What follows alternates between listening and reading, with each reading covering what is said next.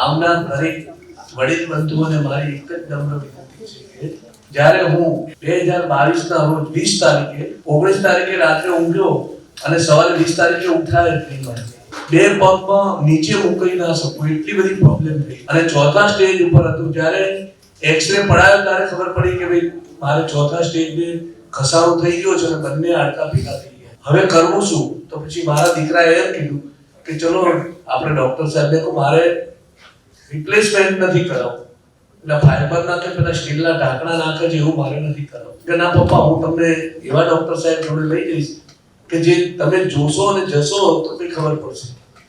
સાહેબ પછી બેન્કર સાહેબના ત્યાં મને વ્હીલચેરમાં લઈને ઘેરથી આવ્યા. જ્યારે ચાલી શકવા તો શું કોઈ મને ઘૂંટણમાં અડતો હતો ને તો પણ મને દુખાવો થતો હતો, એટલી બધી પ્રોબ્લેમ થઈ. પછી નીચે મને લઈને આવ્યા ગાડીમાં, પછી ઉપર લાવ્યા, પછી ડોક્ટર સાહેબને સંપર્ક કરાવ્યો તો ડોક્ટર સાહેબે મને કીધું કે દરબાર કાકા તમારું ઓપરેશન કરાવવું પડશે. પણ ડોક્ટર સાહેબ ઓપરેશન મારે નથી કરાવવું. કે ના એવું નહીં, આ જાપાની ટેકનોલોજી છે, આમાં તમારે કોઈ વાળકા કે ચીરફાડ કે તમને બેહોશ કે કશું કરવામાં આવશે નહીં. પછી મારું એમને વાત કરી કે શું કરવું છે તો મેં સાહેબ એક દિવસનો મને ટાઈમ આપો. પછી એક દિવસના એટલે 27 તારીખે 20 થી 27 તારીખે તો હું ઘેર બેડ પર હતો. 27 તારીખે સાંજે આવ્યા, સાંજે પછી ઘેર ગયા અને 2 દિવસ પછી 30 તારીખે મેં નક્કી કર્યું કે મારે 29 તારીખે અમે એપોઇન્ટમેન્ટ લઈને નોંધાઈ દીધું. પછી નોંધાયા પછી 30 તારીખે મને 12 વાગે સરસ્વતી હોસ્પિટલમાં એડમિટ કર્યો. 2 વાગે જમવાનું બંધ કરી દીધું. 7 વાગે મારા બંને પગોનું ઓપરેશન કર્યું. એટલે ઓપરેશન નથી, આ એક જેલી પૂરી છે અને સાથળમાં ઇન્જેક્શન મૂકીને આપણને જેલી પૂરી છે. તો એ રીતની જેલી પૂરી કે મને કોઈ પણ જાતની તકલીફ થઈ નહીં અને બંને પગનું 1-1 કલાકનું હું જેલી પૂરીને મને સ્વસ્થ રીતે બહાર લાવ્યા અને 12 કલાક પછી હું ચાલતો થઈ ગયો અને અત્યારે હાલ તમારી સામે આ ઉભો થઈ ગયો અને બંને પગનું ગમે તે રીતે કોઈ મને પગની પ્રોબ્લેમ નથી. અને ધન્યવાદ છે ડોક્ટર સાહેબ, બેન્કર સાહેબને કે મને નવું જીવન આપ્યું. મેં ભગવાન જોયા નથી, મૂર્તિઓ ઘણી જોઈ છે, સેવા ઘણી કરી છે, પણ એ બધી પથ્થરની. જ્યારે આ ગીતા બેન્કર સાહેબ મારા ભગવાન જ છે.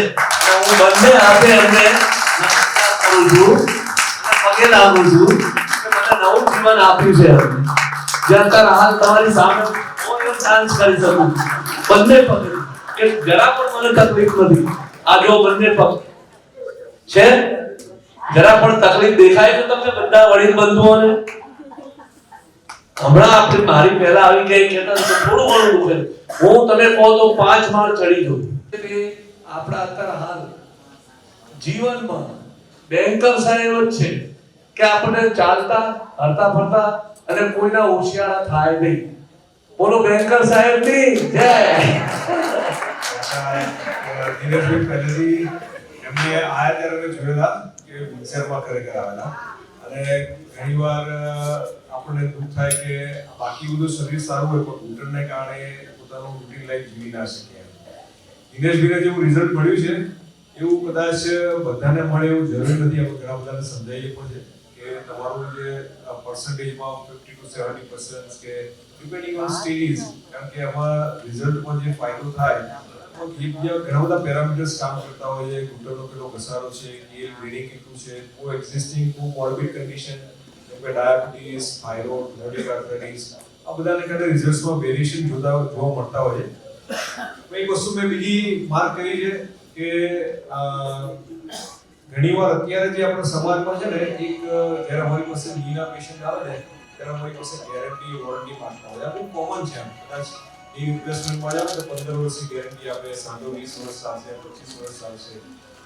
હવે આ જે ટેકનિક છે એ ટેકનિક એ આર્થરાઇટિસ કે વાને ઘટાડવા માટે છે અને ઘટાડ્યા પછી જે જૂનું ડેમેજ છે એ આપણે રિવર્સ નથી કરી શકતા. કારણ ઘણી વાર વધારે ડેમેજ થયું હોય તો પૂરેપૂરો દુખાવો જતો નથી પણ ડેફિનેટલી રિડ્યુસ ચોક્કસ થાય.